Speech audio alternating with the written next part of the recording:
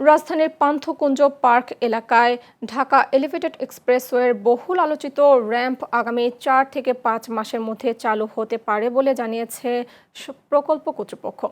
আদালতের নির্দেশনা মেনে চলতি বছরের শুরু থেকে পুনরায় শুরু হওয়া নির্মাণ কাজ এখন পুরোদমে এগিয়ে চলছে। প্রকল্প সংশ্লিষ্টরা বলছেন, পরিবেশ সংরক্ষণ সংক্রান্ত হাইকোর্টের নির্দেশনা অনুসরণ করেই প্রকল্প বাস্তবায়ন করা হচ্ছে। ২০২৫ সালের পরিবেশবাদীদের করা রিটের পর হাইকোর্ট নির্মাণ কাজে স্থগিতাদেশ দিয়েছিল।